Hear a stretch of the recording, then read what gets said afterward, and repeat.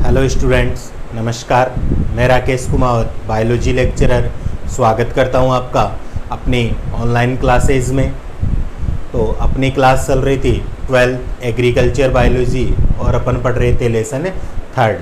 तो देखिए स्टूडेंट्स, इस लेसन में 10 पार्ट में आपको उपलब्ध करवा चुका हूं, जिनके अंतर्गत अपन ने शुरू में कीटों का वर्गीकरण भी पढ़ा था और साथ में लगभग 8 कीटों के बारे में अपन पढ़ चुके हैं। प्रत्येक पार्ट में अपन एक कीट के बारे में पढ़ते हैं। तो आज जो अपने पार्ट का तो 9 नंबर का जो कीट है बेर की फल मक्खी, बेर फ्रूट फ्लाई के नाम से अपन जिसे जानते हैं, उसके बारे में पढ़ने वाले हैं। तो अपने लेसन का पार्ट नंबर 11 होगा और अगर कीट देखा जाए तो लेसन का अपना कौन सा है, 9 नंबर का ये कीट है। तो देखिए आज की क्लास से चालू करते हैं।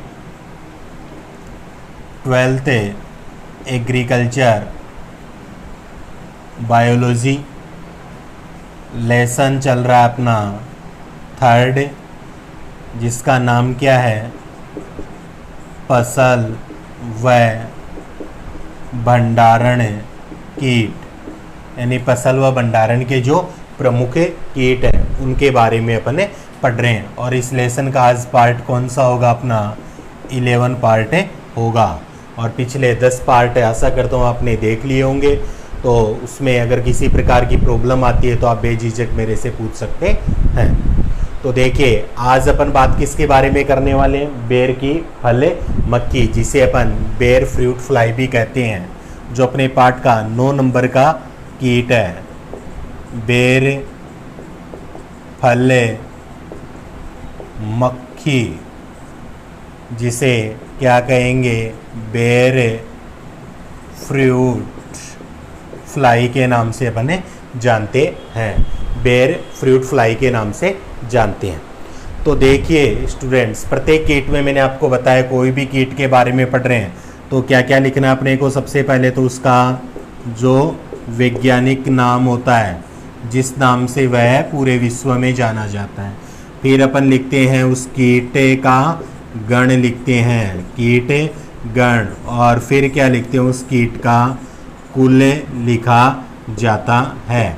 तो ये 3 बातों का अपने को ध्यान रखना है। वैज्ञानिक नाम तो अपने को याद रखना ही है, क्योंकि प्रत्येक एग्जाम हो अपनी चाहे, उसमें लगभग साइंटिफिक नेम अपने बायोलॉजी में जरूर से पूछे जाते हैं। तो इसका वैज्ञानिक नाम क्या होता है, इस कीट का अगर अपन बात करें, बेर का जो फल मक्खी होता है उसका वैज्ञानिक नाम होता है कार्पोमिया वेसुविएना। कार्पोमिया वेसुविएना। कार्पोमिया वेसुविएना जो होता है वह अपन कहते हैं कि इसका क्या होता है, वैज्ञानिक नाम होता है। वैज्ञानिक नाम के लिए मैंने आपको बता रखा है कि वैज्ञानिक नाम हमेशा 2 पदों में दिया जाता है। पहला जो पद होता है उसके वंश को प्रदर्शित करता है, तो दूसरा जो होता है उसकी जाति को प्रदर्शित करता है। और इसी नाम से ये पूरे विश्व में जाना जाता है। फिर अपन बात करते हैं गण की। तो गण इसका कौन सा होता है, डिप्टेरा। गण कौन सा होता है, डिप्टेरा जो होता है वह अपन मानते हैं इस कीट का गण माना जाता है। और कुल आपको पता होगा टेफ्राइटिडी। टेफ्राइटिडी जो है वह इसका कुल माना जाता है। टेफ्राइटिडी ये अपन मानते हैं कि इससे कीट का क्या है, कुल होता है। तो ये 3 बातें तो हो गई। वैज्ञानिक नाम कार्पोमिया वेसुविएना, कीट का गण हो गया डिप्टेरा, कीट कुल हो गया टेफ्राइटिडी। अब आगे बात करते हैं अपन कि यह जो कीट होता है प्रमुख किन देशों में पाया जाता है। तो देखिए अपने भारत, पाकिस्तान, चीन और टर्की, इन देशों में मुख्य रूप से यह पाया जाता है। कौन कौन से में पाया जाता है, भारत, पाकिस्तान, चीन और टर्की जो देश है उनके अंदर अपन कहते हैं कि यह मुख्य रूप से पाया जाता है। इसके अलावा इस कीट के अगर अपन लक्षणों की बात करें ना, तो इसका जो प्रौढ़ कीट जो होता है, या अपन कह सकते हैं कि जो मक्खी होती है ना, वह भूरे पीले रंग की होती है। कैसा रंग होता है, देखने में भूरा पीला रंग होता है। और आशा करता हूँ कि लगभग स्टूडेंट्स ने देखी भी होगी वह मक्खी, क्योंकि नॉर्मल अपन कहते हैं कि यह बेर फल मक्खी है, तो बेर के जो वृक्ष झाड़ियाँ वगैरह होती है उन पर अपने को ये देखने को मिलती है। तो इसकी जो प्रौढ़ मक्खी जो होती है वह भूरे पीले रंग की होती है, और इसकी जो वक्ष गुहा होती है ना, उस पर अपन कहेंगे कि भूरी जो अनुदैर्घ्य जो पट्टियां होती है वह भी स्थित मानी जाती है। वक्ष गुहा पर भूरे अनुदैर्घ्य पट्टियां स्थित होगी। पंखों पर अपन कहेंगे दूसरे रंग के क्या पाए जाते हैं, धब्बे पाए जाते हैं। ये इनकी विशेषता होती है। तो जो प्रौढ़ मक्खी होती है, प्रौढ़ मक्खी वह भूरे रंग की होती है, और वक्ष भाग पर भूरी अनुदैर्घ्य क्या पाई जाती है, पट्टियां पाई जाती है। अनुदैर्घ्य का मतलब क्या होता है कि यहाँ पर अपन कहेंगे कि इस प्रकार से उसके अंदर जो पट्टियां वगैरह होती है वह स्थित होती है।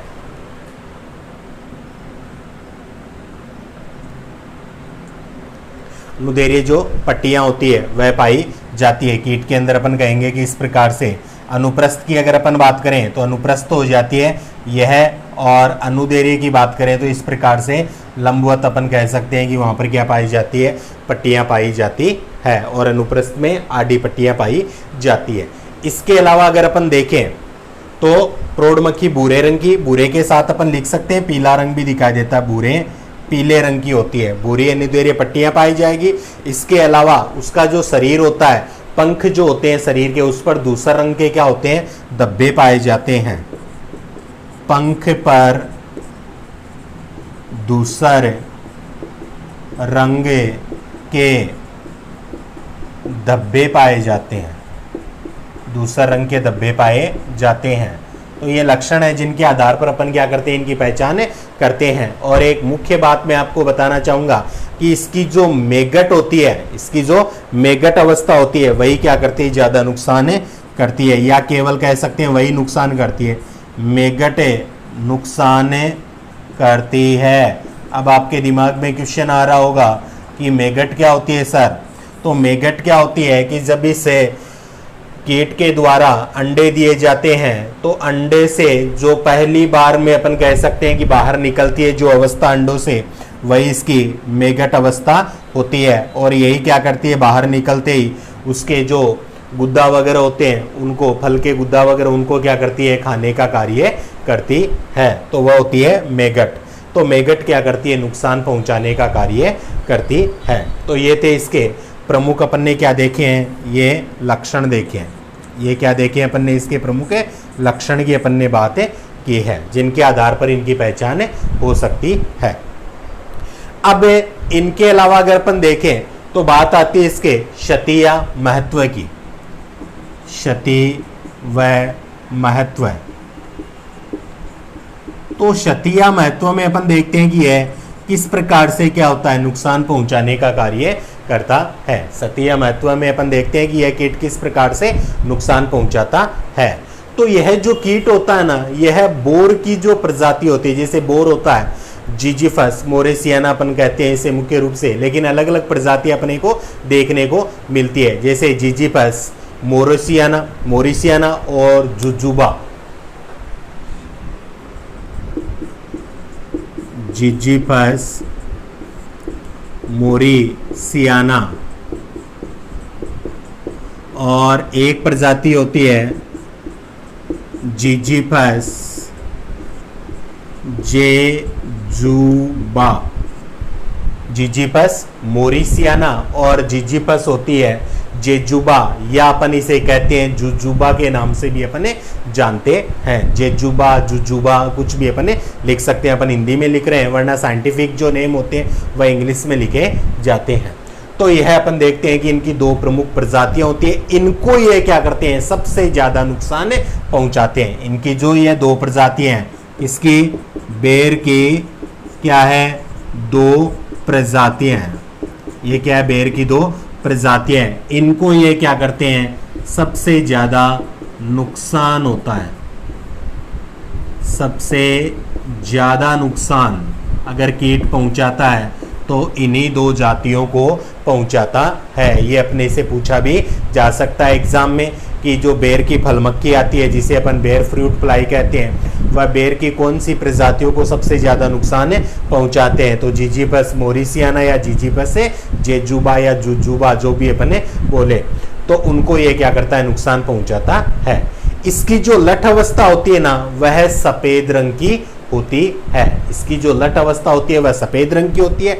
और इस कीट का अगर प्रकोप होता है ना तो इससे फल क्या हो जाते हैं, काणे हो जाते हैं, यानी कि उसके अंदर छिद्र वगैरह हो जाते हैं, जिसे अपन क्या बोलते हैं, काणे बोलते हैं, जिससे अपन कह सकते हैं वह खाने लायक नहीं रहते हैं। और इनके खाए हुए जो फल होते हैं वह जल्दी से क्या होते हैं, पके जाते हैं। इसीलिए अपन देखते हैं स्टूडेंट्स की बोर वगैरह जो होते हैं उनमें अपन देखते हैं कि जो खाए हुए होते हैं कीटों के द्वारा वह क्या होते हैं, जल्दी पकते हैं। तो वह जल्दी पक जाते हैं और गिरकर क्या हो जाते हैं, नष्ट भी हो जाते हैं। गिरकर क्या हो जाते हैं, नष्ट हो जाते हैं। और इस कीट के द्वारा कहा जाता है कि लगभग 50 से 100% तक या 30 से 100% तक क्या होती है कि नुकसान भी होता है। तो यहाँ पर लठ सफ़ेद रंग की, लठ क्या होती है, सफ़ेद रंग की होती है, या अपन कहते हैं सफ़ेद मटमेले रंग की होती है। यह अपने को ध्यान रखने, इसकी लट अवस्था की बात चल रही है, सफ़ेद, या लिख सकते हैं मटमेले सफ़ेद भी अपने लिख सकते हैं। मटमेले सफ़ेद रंग की क्या होती है, इसकी अवस्था मानी जाती है। कौन सी अवस्था, लट अवस्था। यह कीट क्या करता है, कीट प्रकोप से जो फल होंगे ना बेर के वह क्या हो जाते हैं, काणे हो जाते हैं, काणे हो जाते हैं। कीट प्रकोप से फल क्या हो जाएंगे, काणे हो जाएंगे, और अपन कहेंगे खाने लायक नहीं होंगे, खाने लायक नहीं होते हैं। इसके साथ में जल्दी पक भी जाते हैं, जल्दी पके जाते हैं, और गिरकर नष्ट हो जाते हैं। गिरकर क्या हो जाएंगे, नष्ट हो जाएंगे। तो इस कीट के द्वारा अगर अपन देखें तो लगभग 30 से 100% तक क्या हो सकता है, नुकसान हो सकता है। यह कीट जो है इतना नुकसान यहाँ पर पहुँचा सकता है। तो ये थे इसके क्षति या महत्व, जिसमें और बातें नॉर्मल सी है, सबको पता अपने को कि यह फलों के अंदर प्रवेश करते हैं, उसकी त्वचा को भेद कर जाते हैं, तो उसको काणा बना देते हैं, जिससे फल क्या होते हैं, खराब हो जाते हैं, काणे हो जाते हैं, जल्दी पक जाते हैं, खाने लायक नहीं रहते हैं। मुख्य बात इसमें ध्यान रखनी है, दो प्रजातियाँ, जिजीपस मोरिसियाना और जिजीपस जेजुबा, जिनको ये क्या करते हैं, नुकसान पहुंचाने का कार्य करते हैं। अब अपन देखेंगे क्षति या महत्व के बाद में बात करते हैं इसके जीवन चक्र की। तो जीवन चक्र में अपन देखते हैं कि सर्दियों में क्या होता है कि यह क्या होता है, ज्यादा सक्रिय रहता है। सर्दियों में यह जो कीट होता है वह ज्यादा सक्रिय रहता है। अप्रैल से लेकर जो अगस्त माह आता है, अप्रैल से लेकर जो अगस्त माह आएगा उसके अंदर तो यह भूमि के अंदर चले जाते हैं, यानी अपन कहते हैं कोसावस्था दर्शाते हैं, या कह सकते हैं कि यह वहां पर क्या करते हैं कि ग्रीष्म निष्क्रियता को भी प्रदर्शित करने का कार्य करते हैं, यानी कि गर्मियों के अंदर अपन मानेंगे यह भूमि के अंदर चले जाते हैं। इसकी जो प्रौढ़ मक्खी जो होती है, इसकी जो प्रौढ़ मक्खी जो होती है वह बेर के अंदर अपन मानेंगे फूल व फल जिस समय बनते हैं उस समय कोसावस्था से भूमि से क्या होती है, बाहर निकलती है, और बाहर निकलकर अपन मानेंगे उस समय इसकी उड़ान क्या होती है, तेज होती है, यह तेजी से उड़ती है। और जो मादा कीट होता है ना वह फल की जो त्वचा होती है उसको भेदकर, अपन कहते हैं फल की त्वचा को भेदकर उसके अंदर क्या होती है कि एक प्रकार से अंडे देती है, उसकी त्वचा को भेदकर उसके अंदर 1 से 2 तक अपन कहते हैं अंडे दिए जाते हैं। तो जिस स्थान पर वह भेदकर अंडे देगी ना उस स्थान के आसपास उस फल में क्या होती है, वृद्धि नहीं होती है। ये अपने को कई फलों में देखने को भी मिलता है। एक साइड फिर वृद्धि नहीं होगी, आधे में वृद्धि होगी, तो फल क्या हो जाएगा, एक प्रकार से विकृत दिखाई देगा, उसकी आकृति में अपने को अलग आकृति दिखाई देती है, और फल की जो वृद्धि होती है वह भी अपन कहते हैं रुक जाती है। 2 से 3 दिन के बाद अपन कहेंगे उन अंडों से मेगट बाहर निकलते हैं। मेगट मैंने आपको बताया था एक अवस्था होती है इसकी जो अंडों से निकलती है, यही सबसे ज्यादा नुकसान पहुंचाती है, या कह सकते हैं यही नुकसान पहुंचाती है। तो मेगट जो होती है वह बाहर निकलती है, बाहर निकल कर यह क्या करती है, उस फल का जो गुद्दा भाग होता है उसको क्या करती है, खाने का कार्य करती है, जिससे जो फल होता है वह जो गुठली आती है, गुट्ठी आती है, उसके आसपास से अपन कहते हैं बिल्कुल सड़े जाता है या गल जाता है। और फल में अपन कहते हैं तो लगभग 18 तक मेगट जो होती है वह उपस्थित है रहती है, जो पूरे फल को खराब कर सकती है। ये मेगट 7 से 10 दिन में पूर्ण विकसित होकर त्वचा से बाहर निकल जाती है, फल के बाहर निकल जाती है और भूमि में 6 से 15 सेंटीमीटर गहराई में जाकर कोशावस्था के अंतर रहती है। और इनकी जो कोशावस्था होती है वह लगभग अगर अपन देखें तो 15 से 30 दिन की कोशावस्था होती है। इस कीट का जो सबसे छोटा अगर अपन देखें जीवन चक्र तो वह कितना होता है, 24 दिन का जीवन चक्र माना जाता है। और एक साल में अपने को 2 से 3 पीढ़ियां देखने को मिल जाती है। जीवन चक्र अगर अपन देखें तो 24 दिन का माना जाता है। तो अब अपन बात करते हैं इसके जीवन चक्र की। तो देखिए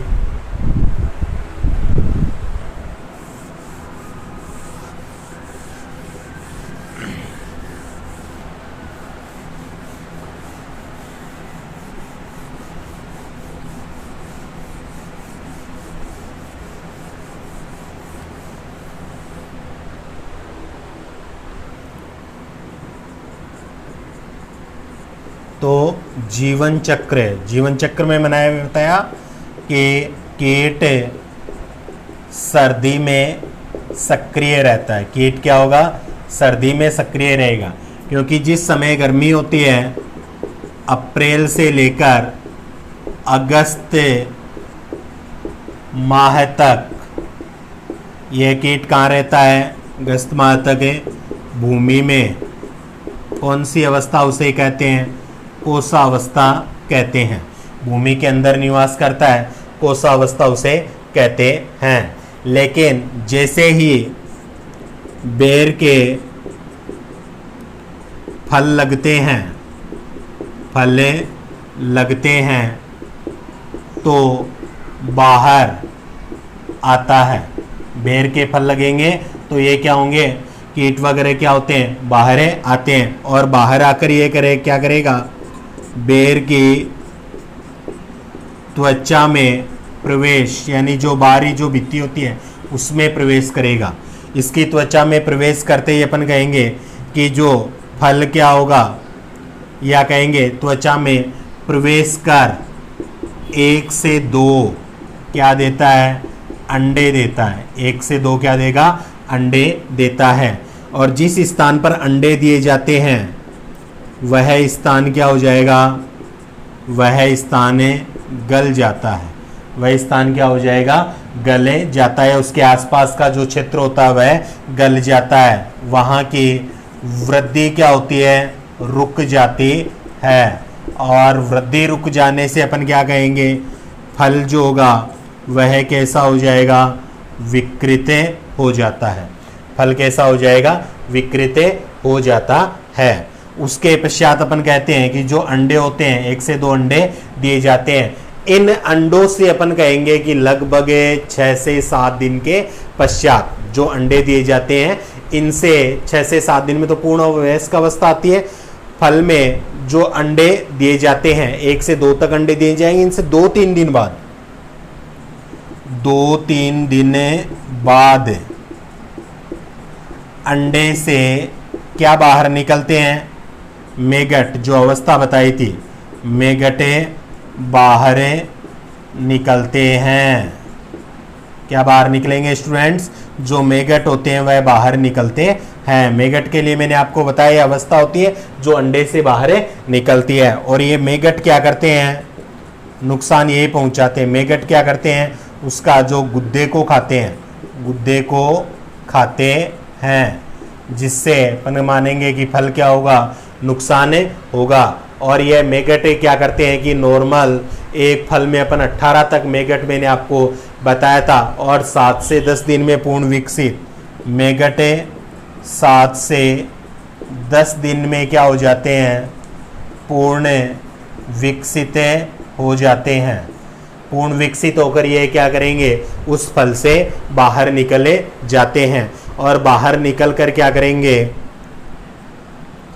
15 सेंटीमीटर गहराई में, किसमें, भूमि में गहराई में चले जाते हैं। कौन सी अवस्था में, कोशावस्था में। गहराई में कोशावस्था के अंदर क्या होते हैं, यह चले जाते हैं। यह अपने को ध्यान रखना है। इनकी कोशावस्था बताई थी लगभग 14 से 30 दिन। कोशावस्था मैंने आपको बताई थी कि 14 से 30 दिन अपन मानते हैं कि इसकी कोशावस्था होती है, वह होती है। तो इस कीट का अगर अपन देखा जाए तो जीवन चक्र मैंने बताया कि लगभग 24 दिन का अपन मान सकते हैं कि इसका जीवन चक्र होता है। तो ये बातें इसके जीवन चक्र के बारे में बताई गई है। अब जीवन चक्र के पश्चात जो बात बच जाती है वह होता है इस कीट का अपन ने प्रकोप तो पढ़ लिया कि किस प्रकार से नुकसान पहुंचाता है। अब इसका मैनेजमेंट भी तो करना है, प्रबंधन, यानी कि इसके प्रकोप को कैसे रोका जा सकता है या कम किया जा सकता है। तो उसके बारे में अपन देखते हैं।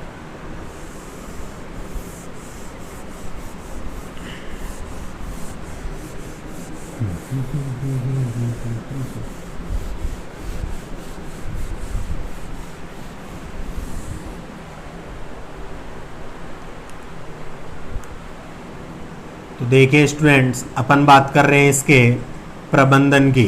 तो प्रबंधन में सबसे पहले अपन क्या पढ़ते हैं, शस्य प्रबंधन, यानी कि जो सामान्य तरीके होते हैं जिनको अपन अपनाते हैं वह कहलाता है शस्य प्रबंधन या सामान्य प्रबंधन। तो इसके अंतर्गत अपने को क्या करना है कि मई से लेकर जो अपन मान सकते हैं जून, या मई जून, या कह सकते हैं कि दिसंबर जनवरी, क्योंकि अपने को पता है मई जून के समय भी अपन कहेंगे कि ये कोशावस्था के अंदर रहते हैं और फलों को नुकसान पहुंचाने के पश्चात भी ये कोशावस्था के अंतर्गत जाते हैं। तो इस समय अपन क्या कर देंगे, वृक्ष जो होते हैं उनके आसपास का जो क्षेत्र होता है उनकी अच्छे प्रकार से क्या करेंगे, गुड़ाई कर देंगे। गुड़ाई का मतलब होता है उनकी जो मिट्टी होती है उसको अपन क्या कर देंगे, उथले देंगे, नीचे की मिट्टी ऊपर ले आते हैं। तो उससे क्या होगा कि उस समय अगर भूमि के अंदर वह कीट है तो वह क्या हो जाएंगे, बाहर आ जाएंगे, उनके कोष बाहर आ जाएंगे और उन्हें अपन क्या कर सकते हैं, नष्ट कर सकते हैं। वह कोष या तो टेम्परेचर के प्रभाव से नष्ट हो सकते हैं या अपन किसी भी कीटनाशक के द्वारा उन्हें नष्ट कर सकते हैं, या कोई परभक्षी जो पक्षी वगैरह होते हैं वह उनको नष्ट कर सकते हैं। तो यहाँ पर अपन कहेंगे कि मई जून, या कह सकते हैं कि जनवरी माह में, मई जून या जनवरी जो माह आता है इस समय क्या करने चाहिए अपने को, माह में वृक्ष के आसपास, वृक्ष या पादप जो भी है आसपास क्या करनी चाहिए, अच्छी गुड़ाई करनी चाहिए, अच्छी गुड़ाई करनी चाहिए। यह पहली बात यहाँ पर बताई गई है। जनवरी माह में या मई जून में वृक्ष के आसपास क्या करनी चाहिए, अपने को अच्छी गुड़ाई करनी चाहिए। दूसरी अपन कह सकते हैं कि जो कीटों से क्षतिग्रस्त जो फल होते हैं उनको भूमि के अंदर दबा देना चाहिए लगभग 2 फीट गहराई तक। क्षतिग्रस्त फल भूमि में 2 फीट नीचे दबा देना चाहिए। 2 फीट नीचे क्या करना चाहिए, उनको दबा देना चाहिए।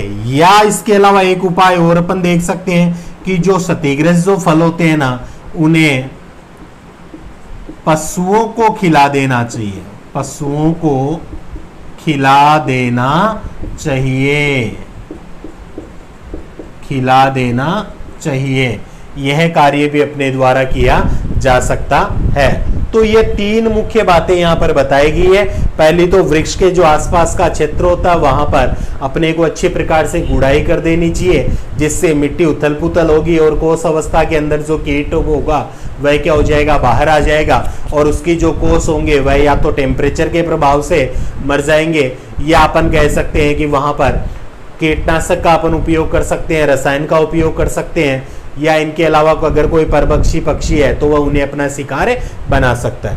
दूसरी बताइए बात बताइए कि कीट के द्वारा जो फल खराब हो रहे हैं या जिनको नुकसान पहुंचाया गया है उन फलों को एकत्रित करना चाहिए और उनको भूमि में गड्ढा खोदकर कम से कम 2 फीट का वहां पर उनको दबा देना चाहिए, ताकि वह और ज्यादा उनके अंदर जो मेगट होते हैं वह नुकसान न पहुंचा पाए।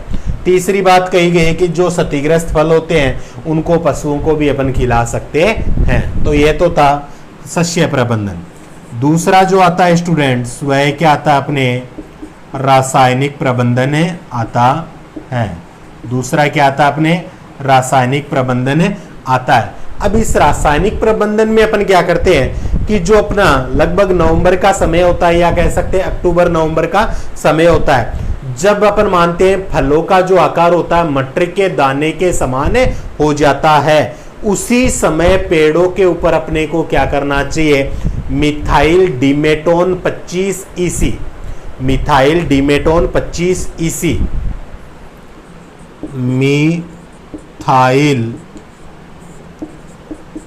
डिमेटोन कितना 25 EC, मिथाइल डिमेटोन 25 EC, या इसकी जगह पर ले सकते हैं डाई मिथोएट, या क्या ले सकते हैं डाई मिथोएट, यह 30 EC लेना अपने को। तो या तो मिथाइल डिमेटोन 25 EC या डाई मिथोएट 30 EC दवा आती है का अपने को 1 mm प्रति लीटर, 1 mm का में अपने को लेना है, 1 ml प्रति लीटर पानी की दर से क्या करना है, छिड़काव करना है।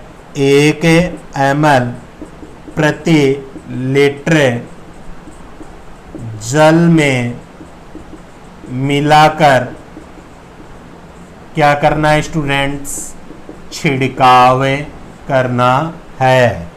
1 ml प्रति लीटर जल में मिलाकर अपने को क्या करना है, छिड़काव करना है। और यह जो छिड़काव अपन कर रहे हैं यह क्रिया दिसंबर माह में रिपीट होनी चाहिए। अगर अक्टूबर नवंबर में अपन ये कार्य कर रहे हैं, अक्टूबर नवंबर में यह कार्य कर रहे हैं, तो दोबारा उसे फिर कब करना है, वह कार्य दिसंबर जो मंथ आता है उसमें अपने को क्या करना, उसे रिपीट भी करना है। और ये कार्य कब करना है, जब अपन मानते हैं कि बेर का जो वृक्ष होता है उस पर फल लगने लग जाते हैं और फलों का आकार छोटा, यानी कि जैसे मटर का दाना आता है उस आकार का हो जाता है, तब अपने को यह कार्य करना है। मिथाइल डिमेटोन 25 EC या डाइमिथोएट 30 EC कितना काम में लेना है, 1 ml प्रति लीटर, यानी 1 ml 1 लीटर जल में घोलकर उसका छिड़काव करना है। तो यह है इसका रासायनिक प्रबंधन। ये अपने को अपनाकर अपन क्या कर सकते हैं, इस कीट के प्रकोप से बच सकते हैं, या इससे कीट के प्रकोप को क्या किया जा सकता है, कम किया जा सकता है। तो स्टूडेंट्स ये थी आज की क्लास। आशा करता हूँ क्लास अच्छी लगी होगी। तो यहाँ पर फिर भी कोई प्रॉब्लम्स आती है, किसी प्रकार की दिक्कत आती है तो आप मेरे से बेझिझक पूछ सकते हैं, कमेंट्स में आप लोग पूछ सकते हैं। तो एक तो बात कहना चाहूँगा कि यह जो कीट वाले जो चैप्टर हैं इनमें थोड़ा सा याद होने में समय लगता है, इसलिए पहली बात तो मैं आपको यही बताऊंगा कि अगर आप पढ़ रहे हैं तो साथ साथ में जो मुख्य बातें हैं उनको आप अपन नोट्स तो लिखेंगे ही, नोट्स तो मैं आपको उपलब्ध करवा दूंगा। जैसे अभी इसका एक पार्ट हो रहेगा, एक कीट बचा हुआ, उसके पश्चात में आपको नोट्स PDF उपलब्ध करवा दूंगा। तो अपने को क्या करना है, इसके जो मेन पार्ट जैसे साइंटिफिक नेम होता है, गण होता है, कुल वगैरह होता है, इनको क्या करना है, प्रत्येक कीट जो दे रखे उनके याद करने हैं। फिर इसके अलावा जो रासायनिक प्रबंधन अपन क्या क्या करते हैं वह याद करना है। इनकी जो प्रमुख अवस्थाएं आती है उनके बारे में अपने को याद करना है। तो यह अगर अपन 1 से 2 बार अगर वीडियो देखें, एक ही जगह 2 बार देखिए, 3 बार देखिए वीडियो, क्योंकि मेरे ख्याल से जो भी स्टूडेंट्स वीडियो देखते हैं तो कई स्टूडेंट्स ने तो पर्सनल मोबाइल भी खरीद लिए होंगे, तो फालतू का डाटा खर्च करने से अच्छा है कि एजुकेशन सीखे कुछ। तो जो भी वीडियो मैं आपको उपलब्ध करवा रहा हूँ, अगर वह एक बार में समझ में कम आ रहा है तो उसे दोबारा देखिए, तिबारा देखिए, तो तो वह मैं मानता हूं कि पूरी तरह से समझ में आएगा। फिर भी डाउट है तो बेझिझक पूछिए। तो आज का वीडियो देखने के लिए आप सभी का धन्यवाद। मिलते हैं अगले वीडियो में एक नए पार्ट, नए किट के साथ। तब तक के लिए जय हिंद, जय भारत।